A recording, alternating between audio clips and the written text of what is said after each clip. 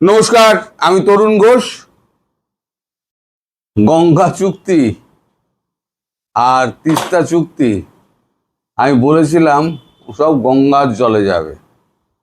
তারেক রহমান আসুক বা না আসুক, এ নিয়ে প্রচুর জল ঘোলা হচ্ছে। আজকে নাকি শুনলাম আবার আপনাদের হুমায়ুন কবির উপদেষ্টা, তিনি নাকি বলেছেন আবার যে সম্মানজনকভাবে আমাদেরকে দ্বিপাক্ষীয় স্বার্থ দেখে নাকি এই সমস্ত কি সব বাতেলা বাতেলা দিয়েছে। হ্যাঁ, যাতে আমরা কান দিই না, এখন আর কান দিই না। এগুলো হচ্ছে সফট ডিপ্লোম্যাসির ফল। এতদিন সফট ডিপ্লোম্যাসি হয়েছে, তো সফট ডিপ্লোম্যাসির ফল হচ্ছে এইটা। করুন, সফট ডিপ্লোম্যাসি করুন। একদিনে 10টা টপকে দিতেন, দেখতেন সব হার্ড ডিপ্লোম্যাসি দেখবেন সব সিধে হয়ে যাবে। টপকে দেওয়া উচিত ছিল গোটা 10-15, তাহলে সিধে থাকতো।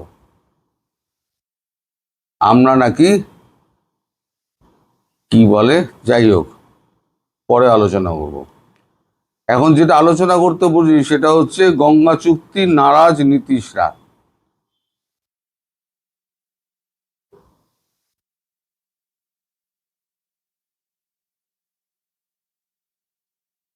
আগে তো ছিল একজন, এখন হয়েছে দুজন। আগে ছিলেন আমাদের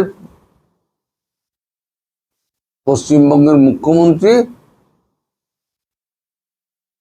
তিনি হচ্ছেন মমতা বন্দ্যোপাধ্যায়, তিনি ব্যাগড়া দিতেন। এবার ব্যাগড়া দিচ্ছেন স্বয়ং নীতিশ কুমার, যিনি দীর্ঘকালের এনডিএ শরিক এবং বিহারের মুখ্যমন্ত্রী ছিলেন। এখন বিহারের মুখ্যমন্ত্রিত্ব ছেড়ে এখন উনি রাজ্যসভায় এসছেন। এখন কি বলা হচ্ছে, আমরা কিন্তু ধৃষ্টতা দেখিয়ে কিন্তু ভারতীয় সাংবাদিকরা বা ইউটিউবার যারা আছে তারা কিন্তু ধৃষ্টতা দেখায়নি। কয়েকজন বাংলাদেশি আমাদের ভাই বন্ধু অনেকে বলার চেষ্টা করছেন যে আমরা ধৃষ্টতা দেখাচ্ছি। ধৃষ্টতা আমরা দেখাইনি। আমরা যদি ধৃষ্টতা দেখাতাম তাহলে কূটনৈতিক স্তরে আপনারা যেগুলো বলেছেন সেগুলোকে ধৃষ্টতার পর্যায়ে পড়ে কি পড়ে না। কূটনৈতিক কথা আপনারা বলছেন চোখে চোখ রেখে কথা বলবো, সমান উচ্চতায় দাঁড়িয়ে কথা বলবো, আরো অনেক কিছু বলেছেন। আমার তো অর্ধেক মনে নেই, এত কথা আপনারা বলেন, বাজে কথা মনে থাকে না। যাও কি বলছেন শুনি, মনে করবেন না আবার আমরা বানিয়ে বলছি। আমি স্ক্রিনে দিয়ে দিচ্ছি। ভারত ও বাংলাদেশের মধ্যে 1996 সালে সই হওয়া গঙ্গা জলবন্টন চুক্তির মেয়াদ 12ই ডিসেম্বর শেষ হচ্ছে। এখনও চুক্তির নবীকরণ নিয়ে দুদেশের মধ্যে আনুষ্ঠানিক আলোচনা শুরু হয়নি। ঢাকাকে নয়াদিল্লির খোলা বার্তা, বাংলাদেশের প্রধানমন্ত্রী তারেক রহমান দ্রুত দিল্লি এলে এই চুক্তি চূড়ান্ত রূপ পাবে। তবে এনডিএ শরিক জেডিইউ, জনতা দল ইউনাইটেড এই চুক্তির বিরোধিতা উচ্চগ্রামে নিয়ে যাচ্ছে। এতদিন টিএমসি করতো, এবার জনতা দল ইউনাইটেড।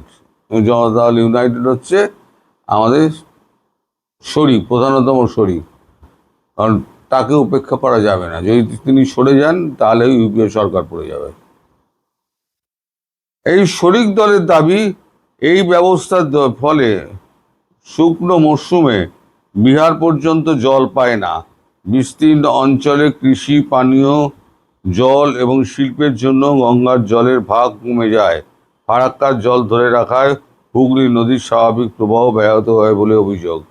আর জেডিইউ সাংসদ তথা বিহারের প্রাক্তন জলসম্পদ মন্ত্রী সঞ্জয় কুমার ঝা অবশ্য এ নিয়ে একটা প্রবন্ধ লিখেছেন, যার শিরোনাম ভারত বাংলাদেশ গঙ্গা চুক্তি নিয়ে ফের ভাবা হোক।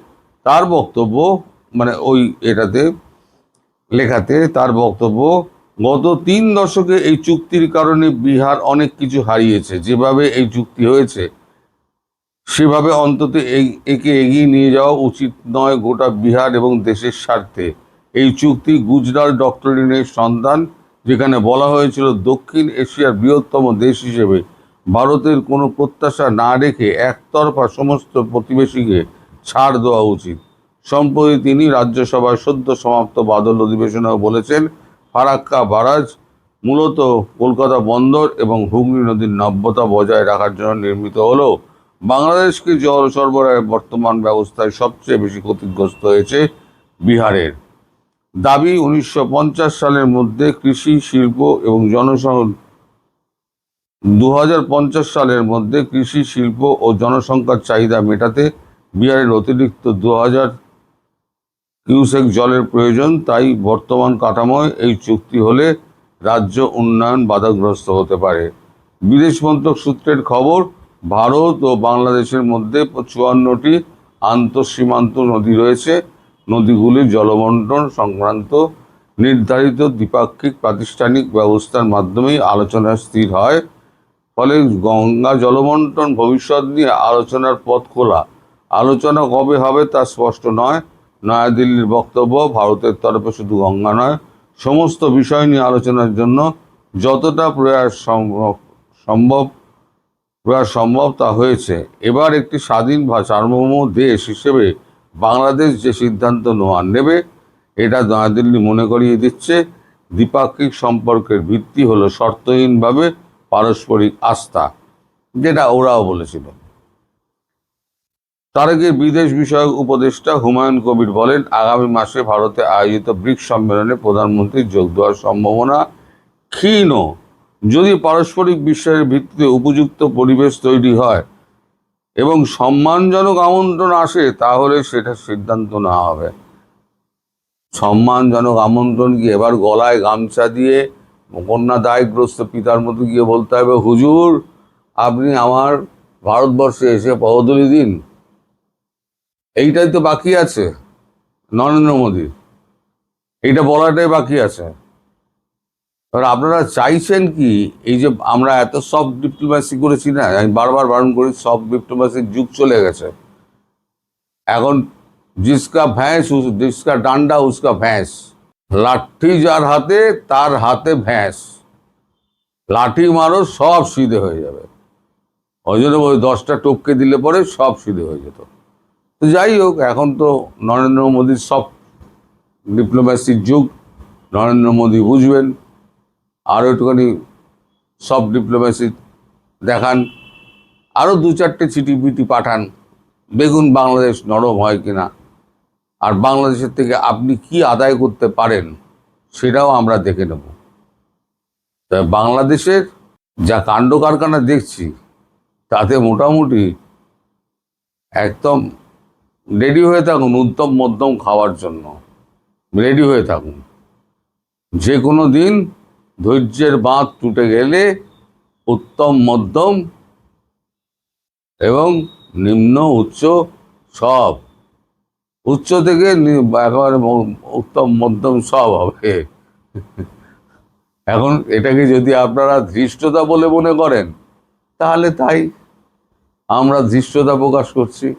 আর আপনারা ন্যায়ের প্রতিরূপ, এবং আপনারা যা বলেন সেটা হচ্ছে ধ্রুব সত্য। মানুষকে ভুল বোঝানোর জন্য ভারত আবার চিঠি দিয়েছে, এই কথাটা বলাটা আপনাদের কোন ধৃষ্টতার মধ্যে পড়ে সেটা একবার ভেবে আমাদেরকে জানাবেন। সবাইকে আমার ধন্যবাদ, নমস্কার।